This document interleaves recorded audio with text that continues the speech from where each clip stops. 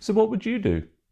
If you knew a single train carrying millions in cash was rolling through the countryside unguarded under the cover of night, could you resist the temptation? Or would you risk it all for the biggest score in British history?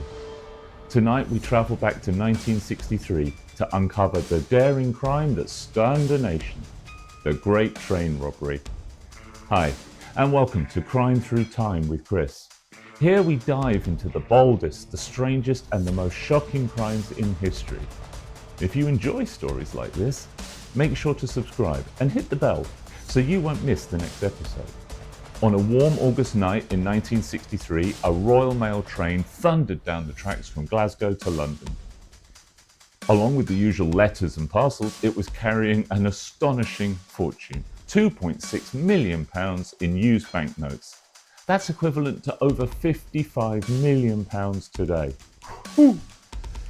For most, the train was just another machine of routine, but for a particular group of 15 crooks, it was an irresistible prize. Their plan was meticulous, almost military in its precision. The gang tampered with the railway signals at a lonely stretch of track in Buckinghamshire, England. When the train's driver obeyed the red light, it slowed to a halt right into the hands of the waiting robbers. And armed with little more than iron bars, gloves, and nerves of steel, they boarded the train. In minutes, they had subdued the crew, detached the first two carriages, and driven them forward to an isolated farm. The Royal Mail's treasure was theirs for the taking.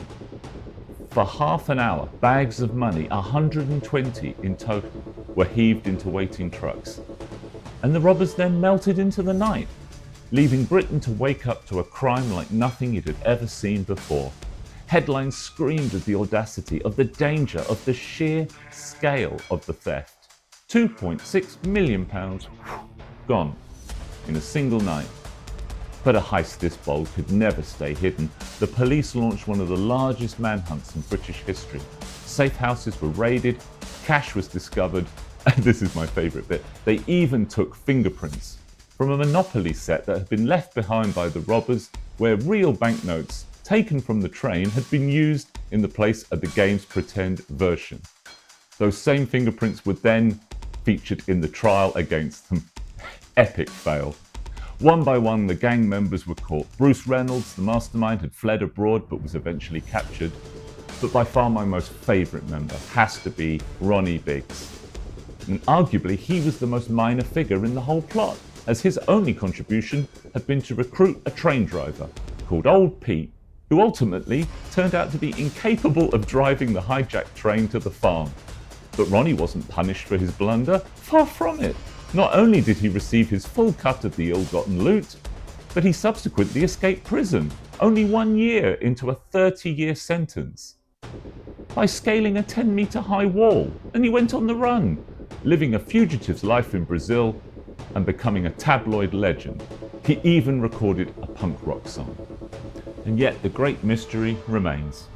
Where did the money go? Despite the massive haul, only about £400,000 was ever recovered. The rest simply vanished. What do you think happened to it? Let me know in the comments. Was it spent in secret? Gambled away? Hidden in places never found? The robbers dreamed of wealth, but for most, those dreams ended in exile, poverty, or in the cold reality of prison. The Great Train Robbery became more than a crime. It was a story of ambition and hubris, of men believing they could outwit the system, but discovering that no one truly escapes the consequences of their actions. This was Crime Through Time with Chris. And if you enjoyed this story, don't forget to subscribe and tap the bell so you never miss the next journey into the past.